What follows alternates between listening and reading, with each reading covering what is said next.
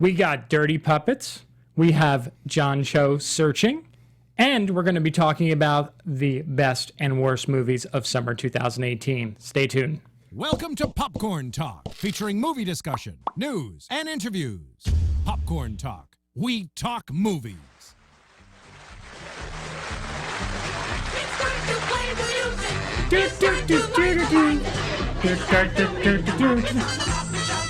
That's right. This is so much better than that movie that's coming out this weekend. I don't want to talk about that movie coming out this weekend.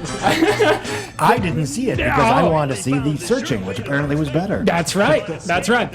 So, hello everyone. Welcome to LAOFCS Weekly, episode 4. I am Scott Menzel. I am the founder of this critics group, and joining me today are two wonderful critics. The first one is Scott Mendelson from Forbes. Thank you for having me. It's a pleasure to be here. And the second one is Rama from Rama Screen. Rock on. Thank you so much. So where can they find you? Where can they read your stuff? You know, besides Forbes. Forbes. Well, really, I'm lucky. I just have one site, Forbes. Google Scott Mendelson, Forbes, the ticket booth, whatever. Ramascreen.com, YouTube channel, and the website. Rama Screen is really just a press release site. So if you want to go there, every single press release that comes out will be there. Make sure you check it out. Studios, just pay him to release your press releases. I mean it. It's the wire. Yes, it is. Rama Wire. That's what it should be. So how the show works, for those who have not seen it before, we are on episode 4. You should go back and watch the other 3. They're really good. A lot of different guests every week. And they're members of the Los Angeles Online Film Critics Society. And what we do here is we're a segment show. There's 4 different segments. We have the movie pick of the week. We have Indie Spotlight. We have Retro Rewind. And then we talk about a special topic. This week's special topic is going to be summer movies, since this is one of the last weeks of the summer. I mean, it's sad. It's sad. All the kids went back to school and the traffic's back here in LA. So we're going to start off, like always, with the movie pick of the week. And how this works is we have a private Facebook group that the members of this organization, we all put out the movies that were released this week, and we vote on them. And this week's grand reveal for the movie pick of the week is Searching. Searching. So I saw Searching at Sundance, but I don't want to talk about it now because I've been talking too much. You guys, take it away. Scott, you want to start? Go ahead. Oh, yes. I actually saw Searching a few days ago. I've been unable to attend the earlier press screenings for whatever reason or another. And I was looking forward to the film, A, because I like John Cho, and B, because I like this new vein of, I guess you can call it desktop horror, where, basically the entire film unloads on a computer screen or on a smartphone or YouTube videos, and that's how the story is told through social media and through the internet. And of this relatively new genre, this is by far the best of the bunch. This is a terrific thriller. It is very exciting, it's very tense, it's very moving. It's a genuinely compelling character story. It's also very funny in a gallows humor sort of way. It's not afraid to be a little morbid, here and there. It features a wonderful lead performance by John Cho. It features strong supporting work by Deborah Messing, among others. And it is one of my favorite major studio films of the summer. It opens in 9 theaters on Friday the 24th and goes wide on the 31st. And if you were one of those people that got involved in that hashtag starring John Cho thing a couple years ago, you have no excuse. There you go. Perfectly said. How about you, Rama? I couldn't agree more. I mean, this whole thing with the desktop horrors, well, they call it screen life. I guess that's a technical point. But the difference between Unfriended and Searching is that Unfriended, puts the story in the back seat, whereas Searching, they built the screen life or desktop horror thing around the story, and the story is solid. I love that. And the thriller part of it, it's like playing a puzzle, trying to piece it together, and it takes you to one lead to the next lead, and the leads are not there to distract you. They're actually there to peel the layers and reveal more and more about the characters as you go. And with each revelation comes like an emotional self-realization that that adds to the already sophisticated film, in my opinion. And on top of that, of course, John Cho gives an excellent performance, and it's refreshing as an Asian myself, to see John Cho, a leading man in a movie that doesn't hammer the Asian angle. He's just a character, and I love that. And I think he has proven himself with Columbus and this one, that he is as impeccable as any other leading man in Hollywood. Yeah, I would agree. I think watching this movie felt like a very special experience. Seeing it at Sundance, seeing John Cho's reaction after the movie, he cried after the screening. He saw, like, the way he put it was, I see my family up there, and it wasn't thrown down your face, down your throat. It's not something where they're like, oh, here's Asians in the lead role. It was just a natural story. It was never mentioned once. And John Cho, I always believe, was very underrated, even when he was in movies like Harold and Kumar. I feel like he had a lot more talent than they were giving him. I love a little show that he did called Selfie. I don't know if you guys ever saw that. Really great in that. And Columbus, he was just incredible in that. Another very underrated movie. But this movie, the way that it's told through technology is compelling, and the use of how they do it, like, it's just the transitioning seems very natural. Like, you forget after a while that you're watching things through technology, which I think is a remarkable feat for the director.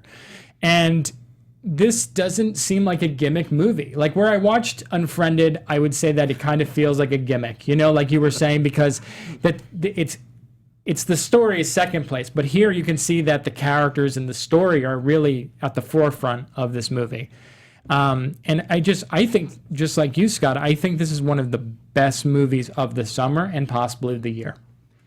What impressed me about the picture is how it uses its specific medium to basically have very subtly detailed specific plot points in a way that, because they're so subtle, because they're, for example, a Google Calendar thing being deleted, it hits you that much more. This is a very poignant motion picture.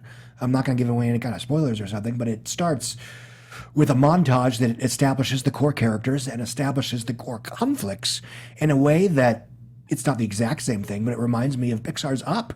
Yeah. And is about as successful in that sense. So you're, with the first several minutes of the movie, you're invested.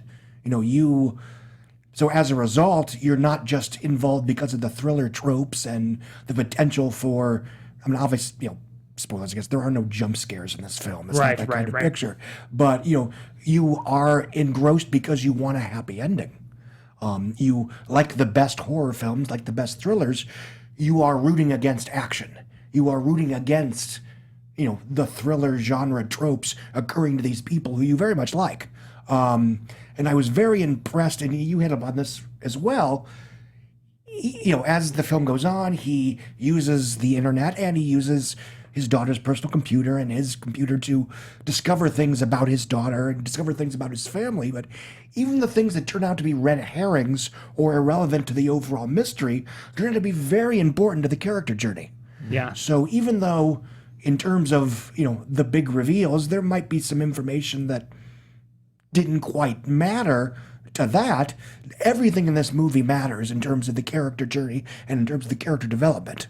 Yeah, no, I completely agree. And I also have to say that I'm glad you pointed out the thing about Up, because I think a lot of people felt that way about this movie. And it has this very natural way of moving, reeling you in, so to speak. You're immediately hooked as soon as the movie starts. It feels like an experience that most of us have felt before. We remember what it was like getting our first computer, signing up for AOL, going on dial-up, using a calendar. There's just stuff about that just feels very natural, and it's almost nostalgic. And then when you get into the relationship details about looking at photos, family photos, and you see all the stories, and it's amazing how powerful someone moving a script to the trash can is. Yeah. Like it's like, okay, a Word document that goes in the trash can, and yet you're like on the verge of tears. Well, and that's what I think these kind of movies can do so well. And I'm not even just talking about desktop horror. I'm talking about I mean, and I don't know the official term, but what I consider to be very claustrophobic horror, where you have something like Signs or Pontypool, where I have this huge, gigantic event occurring from a very small point of view. I remember the opening night of Signs, where you had a fuzzy VHS tape of a child's birthday party, where this alien shows up. And in any other conventional movie, it's not the world's best special effect. It's certainly not the world's best image quality, because again, you're watching a VHS tape shot on a VHS, but the entire audience went nuts. Yeah. And you can use this kind of filmmaking to hit big with very small moments. And that's what this film does over and over and over again, both in terms of suspense, in terms of revelation, and in terms of poignancy.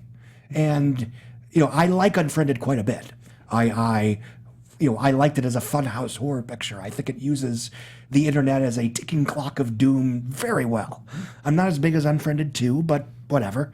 But this film, really takes it to another level. Yeah. And this is a remarkable motion picture, both because of and despite of its format. Yeah, no, I agree.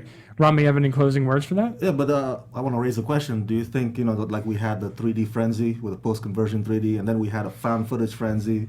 Do you think this is going to be just another phase that comes and goes? I don't know. I know there are... I can never pronounce his name, but the producer of this film who directed Timur. Thank you. Yeah. He's gung-ho about it. Yeah, he really wants to turn this to a subgenre of its own. Mm-hmm. And I don't know if there's going to be a huge audience for people to see, a romantic comedy on your desktop or, an action thriller on your desktop. Good point. I don't know. I mean, it's certainly tough to convince people to pay $20 to sit and watch somebody's computer for an hour and a half. Yeah, it really is. But I think for now, the movies that we are getting in this subgenre are interesting, even the bad ones. Yeah. And I agree. This is great. Yeah, it is. It's a fantastic film. I can't recommend it enough. I think it's one of the best movies of the year, like I said before. We do a rating system here. Out of 10, what would you give it? 9. 10. 10. Yeah. Oh. Perfecto. I'm going 9. I'm going 9 as well. So that's 3 really highly recommended reviews from us here. So moving on to our next topic, we're going to start with Indie Spotlight. And Rama, you take the floor. Sure. Real quick, my indie spotlight is this little movie called An LA Minute by director Daniel Adams. I interviewed him last week at the Junket. Cool guy. And it stars Gabriel Byrne and Kiersey Clemons. Love Gabriel Byrne, of course. Love him as the devil in End of Days. And so he plays this successful author that gets a bit, jaded about his success, so that he meets this homeless girl, Kiersey Clemons, who's into performance art. And so he's like, you know what, I want to find a deeper purpose, higher meaning. And she's helping him through that journey, while everybody else around him's like, what are you doing with this girl? She's just trying to get 50 minutes of fame out of you, stuff like that. So filmmaking standpoint, it's not the best quality. I want to say, like, the dialogue, it's a bit rigid and awkward at times, and the director spends too much time on montage after montage after montage. It's like, okay, we get the point. But it's one of those movies that means well. So it's we talked about earlier about middle ground. This is like middle ground to me, and and it brings up themes and points about income inequality in LA and homelessness and what can be done about that. And I think that resonates well with a lot of people, especially Bernie Sanders. What's your pick for this week? Well, as summer comes to a close, I wanted to give a shout out to a movie that didn't do poorly, but I wish it had gotten a little bit more attention, which is Hearts Beat Loud. It also stars Kiersey Clemons along with Nick Offerman and Toni Collette. And it had the misfortune to open against the much buzzier Won't You Be My Neighbor. But it is just a really solid, sweet, empathetic character drama. It is about a man whose daughter's about to go to college, and he's been trying to make a living as either a musician or a seller of music in an old school record store that's about to close. And through machinations that I'm going to let the movie explain, he and his daughter end up recording a song that goes just viral enough to give him a little bit of hope that maybe this is my big break that I've been waiting on. And I'm not going to, detail the various character conflicts, and there aren't a lot of surprises in this film, but it's very sweet. It's very well acted. The songs are wonderful. I mean, the key song, Hearts Beat Loud, is about as good as That Thing You Do in terms of it works even though you hear it several times throughout the film. And it is good enough that you can believe that that song has earned them that level of acclaim and fame and what have you. And, it's a very unassuming picture. And I'm not going to pretend that it won't play about as well on your HD TV as it would in theaters, but it'll be on VOD and DVD soon, and it's a lovely little picture. Oh. Yeah, I love that movie too. I wish more people saw it. Not to put anyone down on this, but I really tried to get everyone in our group to see that movie, and the studio unfortunately was not very helpful with that. And I wanted everyone to see it because I felt like it had a lot of potential. And they would only schedule 2 screenings. And, when I said, hey, we do this, we're going to be doing a show, we're going to do a movie pick of the week, they were just kind of like, oh, well, they didn't see it.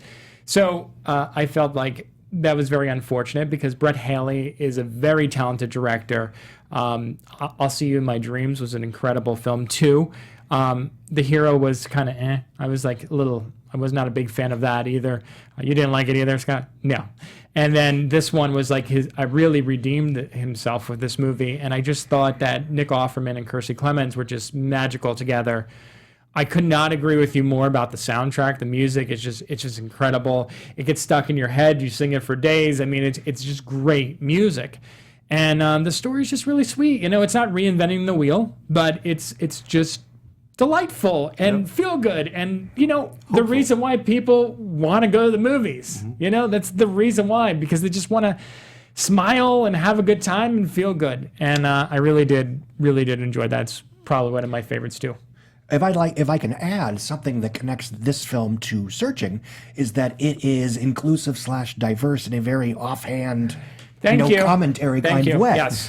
This isn't a spoiler, but Kiersey Clemons plays an out lesbian who is in a relationship with an actress who's Sasha Lane. Sasha Lane, yes, thank you. Who actually I just saw in The Miseducation of Cameron Post, which is pretty good too. Yeah. And what I find, unfortunately, and this is something I whine about all the time, I find that people are more willing to embrace quote unquote diversity when that's the reason for the season. But when you have a film that just happens to have a multicultural cast or just happens to have a couple gay characters in it, they don't show up. Yeah. And then those same people complain that, Hollywood isn't being diverse, Hollywood isn't being inclusive. I think there's a lot of people, especially people with a microphone online, that when they talk about diversity and inclusivity, they only mean it for the movies that they were going to see anyway. Yes, I completely agree. I felt that way about this Searching as well. I felt that way about this movie. Another movie that I did feel this way also about, and no one really saw this movie, but I enjoyed it, was Dog Days. I feel like Dog Days was a very natural, diverse cast too. Everyone in that film, they had, Rob Condry with Eva Longoria as a family. They adopt a kid, a mixed race. That was great. They had Nina Dobrev and Tone Bell, as a multiracial couple. I thought sometimes I feel like when studios and when movies just do it naturally, it comes across so much better because it doesn't feel like they're shoving it down your throat. And not that I'm against Crazy Rich Asians, and I think Crazy Rich Asians is good for what it is, but it was the whole buildup of this is you gotta see this movie. 25 years, it hasn't been done before. You gotta do, and just that's all I heard about. And I think, and you know this more than I do, Scott, is that for the first 2 weeks leading up to that release, every freaking time I typed that movie title in, it's all the articles were Lotta's writing on Crazy Rich Asians, Lotta's writing on Crazy Rich Asians. And it's kind of but what about Searching? And what about the I forgot the Netflix movie. All the Boys I've Loved? Yeah. What so about good. something like that? Just stuff where it's not heavily publicized. Well, and the other thing is, and I argued that even if Crazy Rich Asians had flopped, the next one still would have gotten made. It would have been on Netflix. It was up to Hollywood and Warner Brothers to prove that the filmmakers were right to turn out that big Netflix money for a major theatrical release. And that's, to me, is the big win for that picture, is that it shows that, yes, there's still an audience who will go to theaters to see what is otherwise a mainstream crowd-pleasing romantic comedy / family melodrama. And the examples I always give is it drives me nuts when, if you, oh, wow, a female James Bond. Did you see Atomic Blonde? Oh, wow. Spielberg said he might do a female Indiana Jones. Did you see Tomb Raider? No. I saw Black Panther for the 8th time. Well, then you're the problem. Yeah. Oh, so honest, Scott. So honest. My pick for this is actually going up against the movie that you were saying got all the attention, independent-wise, for the week that Hearts Beat Loud came out, which is Won't You Be My Neighbor. Absolutely adored this film. I think another one of the best movies of the year, in my opinion. I think it's currently number 2 on my list. I grew up watching Mr. Rogers' Neighborhood, as I'm sure millions of people did. But I never realized at the time how much of a rebel he was and how much of a game changer he was. Like how he really just fought for people and children to be seen as one and not to be talked down to and to be treated with respect. And just watching this movie, it's not something where there's a few things you learn about the movie, but it's just like a reassurance, there's good people out there, and this guy was so good, and he didn't care what color you were, he didn't care what age you were. It was just a natural thing that I feel like is really missing from today's society. Just good, genuine people that just wanted the best for everyone. And it's a really heartwarming movie, especially the last 5 minutes where something happens and they ask you to kind of close your eyes and think about someone. And I mean, I think every person at that point had to at least tear up if they didn't cry when watching him. So what's awesome about him is, after watching that documentary, like you said, he sticks it to the man, but not in a way like rock and roll kind of heavy metal. Yeah. That I grew up in. He sticks it to the man in the realm of goodness and kindness. That's how he shows his middle finger to the establishment. I love that. It's so how do you call that? Not like everybody else at that time. Yeah, it's ambitious. He was ambitious at the time. He was someone who went against the grain. It's amazing that he worked for a TV station for so long. The other show that's very popular on PBS is Sesame Street, which of course is all about merchandising, right? It's go to Sesame Place, buy the Elmo doll, whatever. And Mr. Rogers was not like that at all. He had puppets that they probably could have sold. But he didn't want that to happen, they had the whole land of make-believe people, and I loved learning about how those characters were part of him. I didn't realize that watching that as a kid, and I thought it was really almost eye-opening to see, they were a reflection of his personality when he felt sad, when he felt angry, and I thought that was, such a unique way and such a creative way for him to kind of share with the world how he was really feeling through these puppets. And if he was still around today, he would have had his own YouTube channel, podcast. Yeah, he sure would have. I think that was also a sad part about the movie was that when they showed the aspect of 9/11, and he just didn't have it in him anymore. He almost felt at that point he lost hope, he felt defeated, and that part was not as in depth as I would have liked in this movie. That's probably my one criticism. I would have loved a little bit more of that story there, what happened. But you could just see it when he was talking and when he was addressing everyone.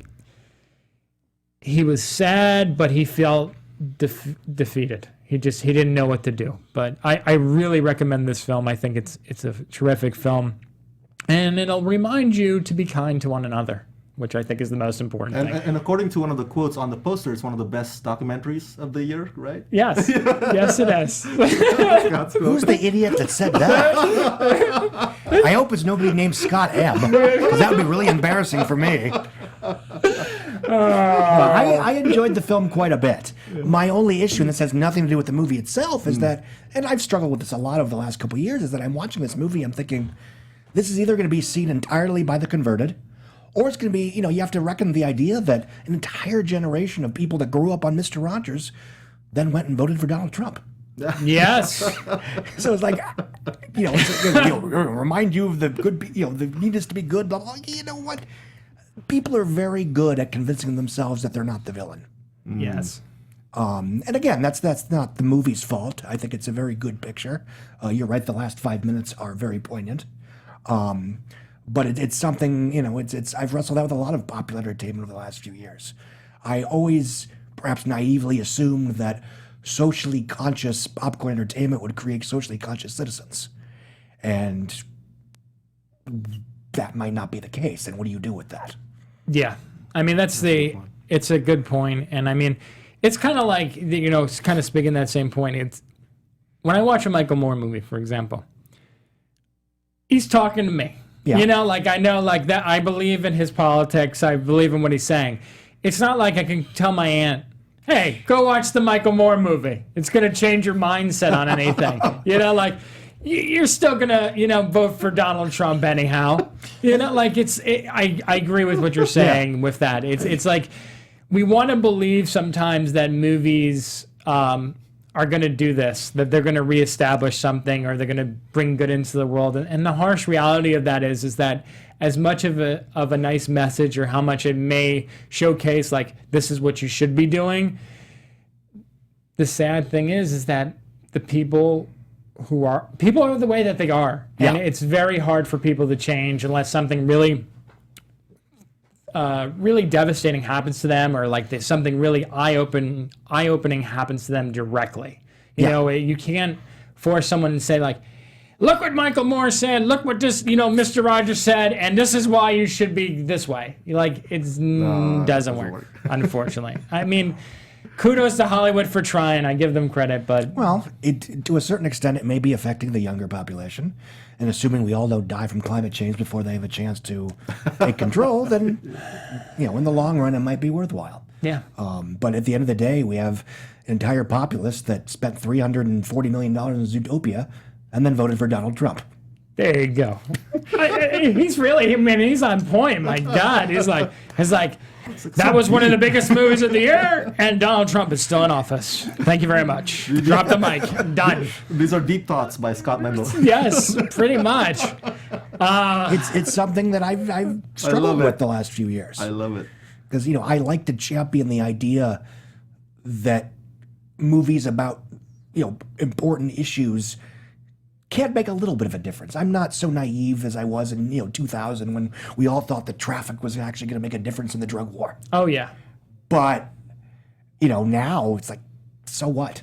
This I almost it's hard for me to care about what a movie is about anymore, to a certain extent, because I know that the only people that are going to get the message are people that already got the message. It's a very good point. We're going to be the ones writing that article and saying like, this is the message of this movie. It's not like everyone else is going to take that home. And another point that I think we should bring up real quick is that it's always these smaller movies that like barely like anyone really sees, and only the people in big cities where they're already established like this. People in LA, in New York, in Austin, in Chicago, in Boston, places where this is already like acceptable. Like we're not saying that racism doesn't live there and that there's not some hidden degree of it, but it's much more progressive than showing it in Kentucky or some states, some areas of Texas or something like that. So anywho, moving on to our retro rewind section. Scott, what do you got for us? Something older. Oh, okay, that works. That you would like to recommend, a throwback of sorts. Well, let me go, and because I just recently rewatched it, and it's somewhat timely, which is Rob Zombie's Halloween. Oh. Not a good movie, but 11 years after it opened, it's an interesting film in that I have a little bit more fondness for it because of how much it tries to do its own thing, and how much, even though it's a remake, it doesn't want to cash in on nostalgia. It doesn't want to make the fans happy.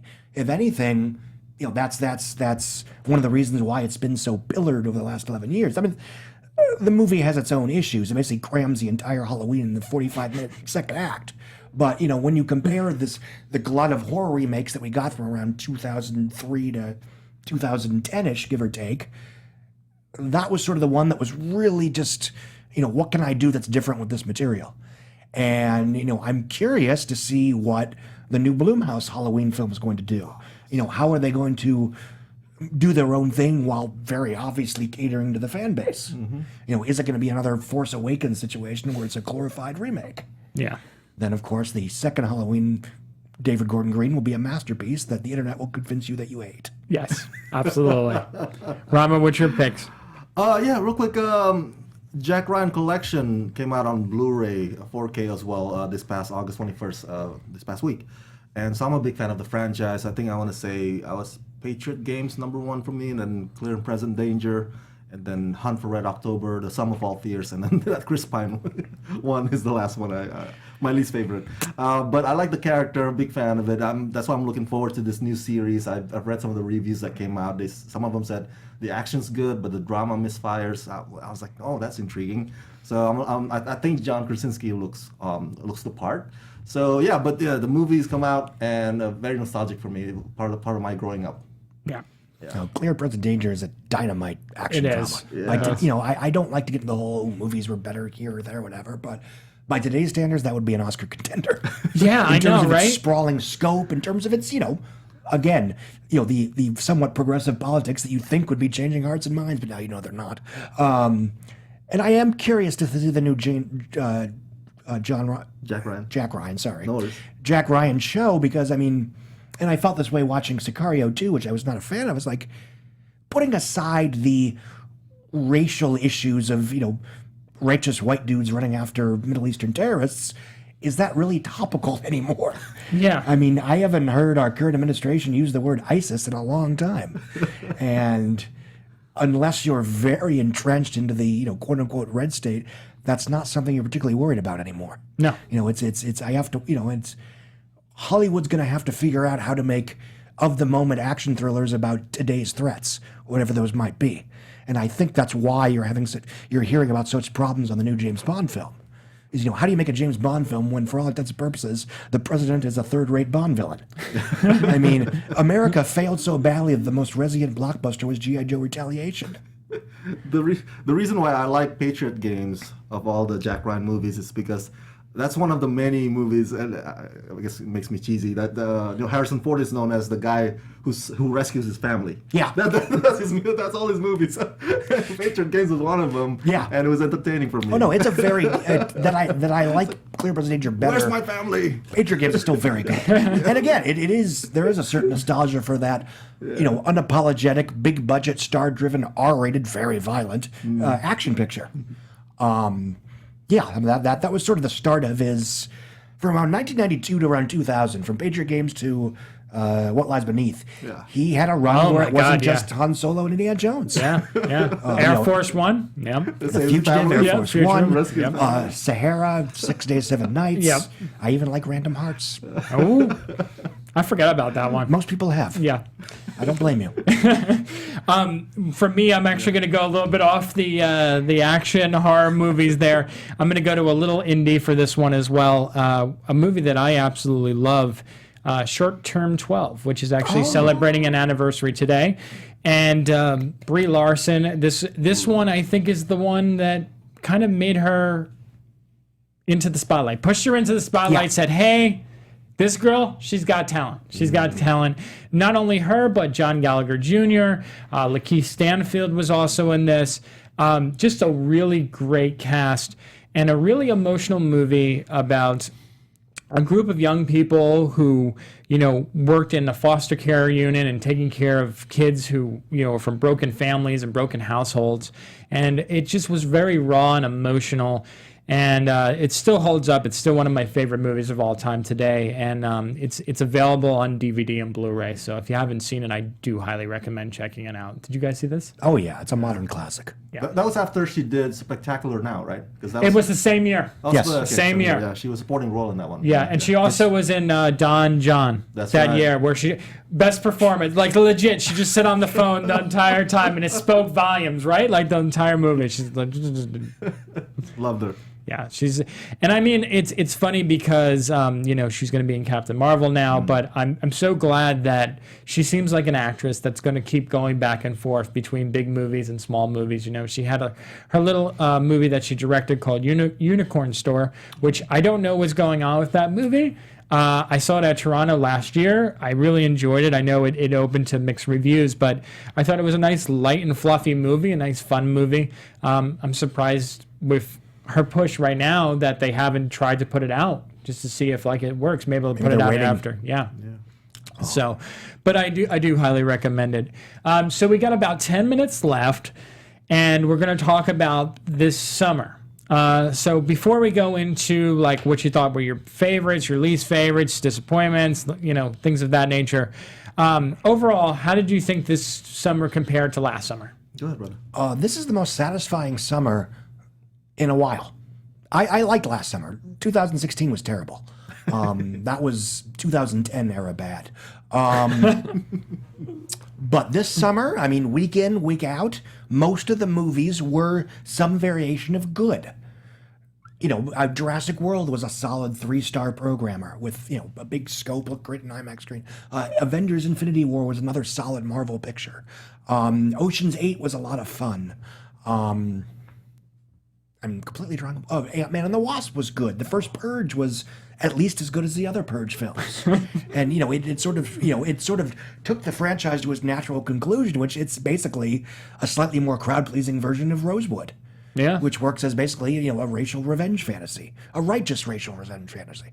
And of course there were a ton of, again, righteously angry movies for and by black people.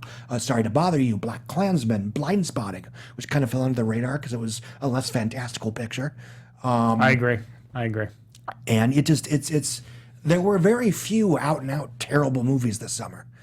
The indies were good. You had Hearts Beat Loud, Won't You Be My Neighbor, Three Identical Strangers. I mean, how does a movie like that make $10 million in 2018? I know. I mean, whether or not MoviePass survives, I mean, that's it. This summer showed that people will go to the movies to see a wealth of different kinds of movies. If you remove the ticket price from the equation. That's true. I mean, another one you can throw into the equation, something that I didn't think was that great, but I know a lot of people really did enjoy, was Book Club. I thought that was going to bomb horribly. No, it did 5 times its opening weekend. I know. I couldn't believe it. Okay. I enjoyed the cast, so you enjoyed the movie. Yeah. Paramount. I mean, Paramount had a good summer. I know. When does that happen? They had a good year. Yeah. Period. It's like they opened with Quiet Place and they're rocking and rolling this year. I mean, they dumped Action Point, but they dumped Action Point. Yeah. Even something like Upgrade that did $11 million, which is great for BH Tilt. And they're probably going to get a sequel out of that if they want one. Yeah. That is, they spent 10 years trying to reboot The Crow. Here you go. Upgrade. Yeah. You got your franchise right here. That's right. That's right.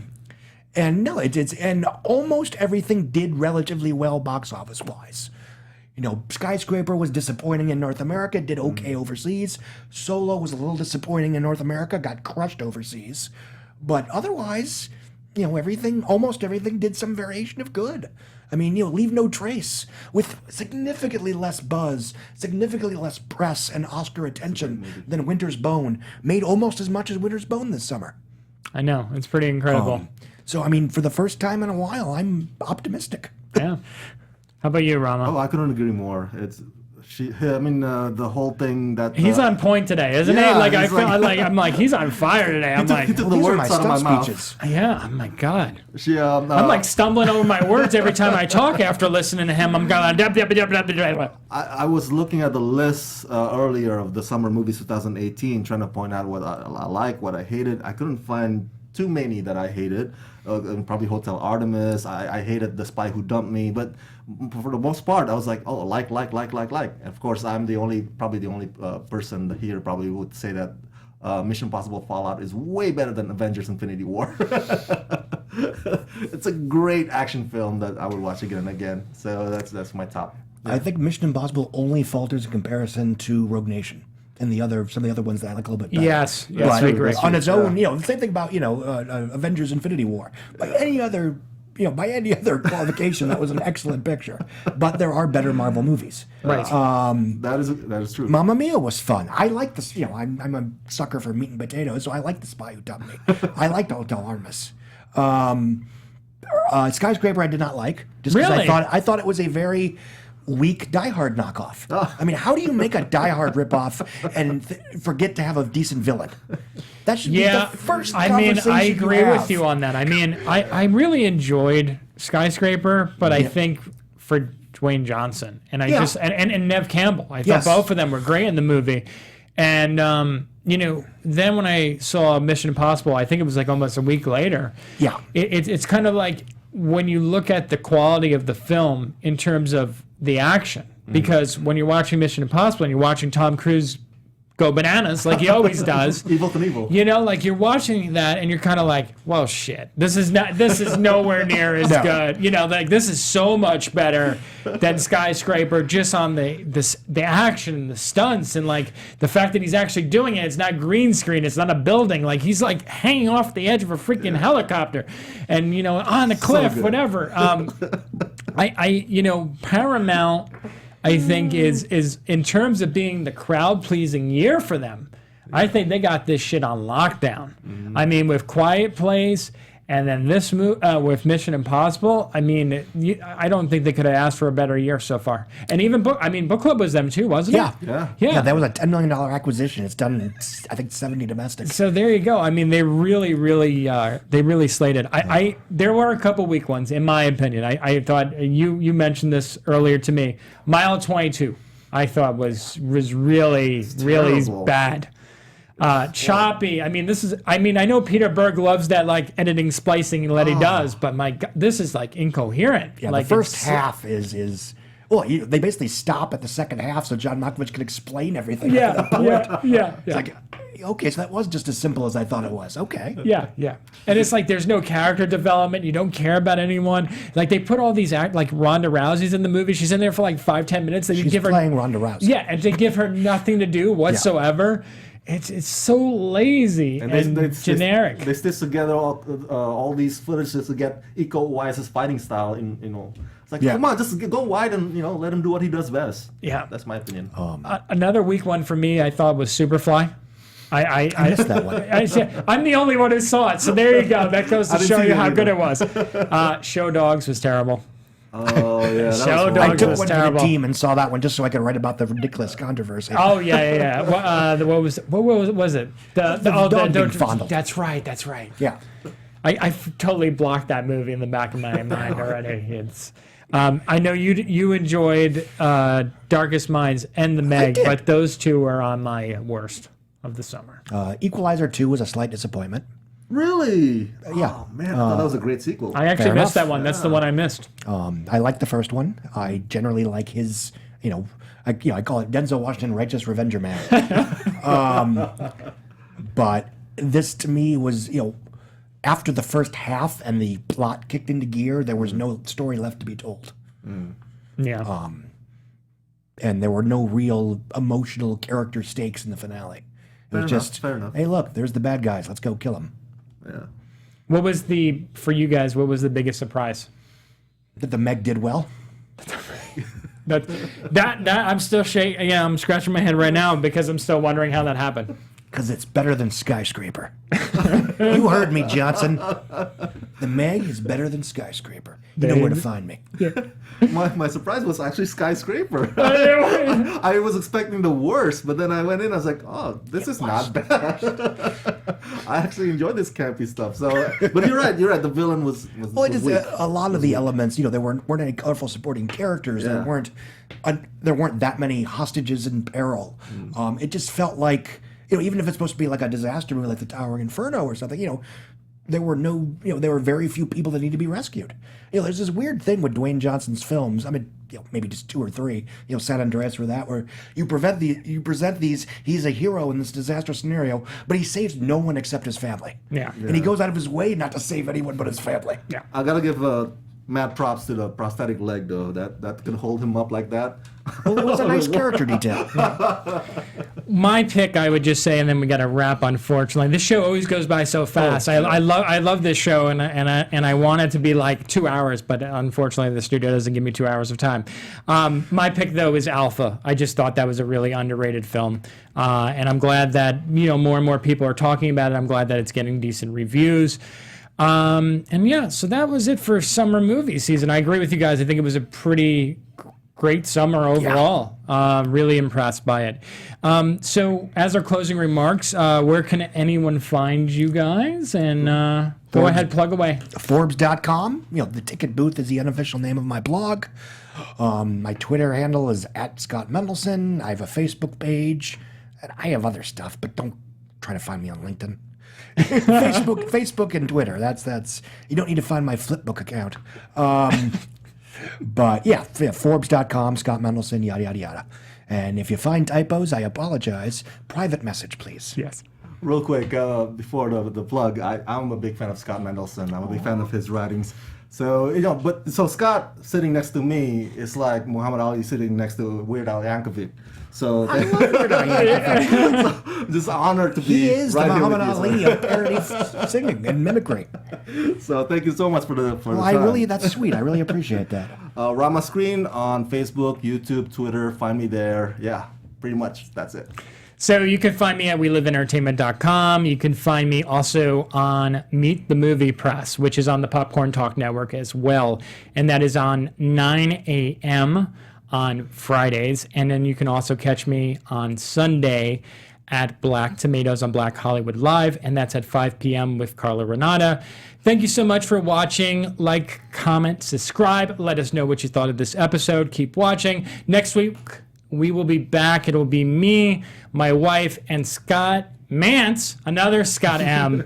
And we will be back next week with another show. So take care and see you soon. Bye. From producers Maria Menounos, Kevin Undergaro, Phil Svitek, and the entire Popcorn Talk Network, we would like to thank you for tuning in. For questions or comments, be sure to visit popcorntalk.com. I'm Sir Richard Wentworth, and this has been a presentation of the Popcorn Talk Network. The views expressed herein are those of the hosts only and do not necessarily reflect the views of the Popcorn Talk Network or its owners or principals.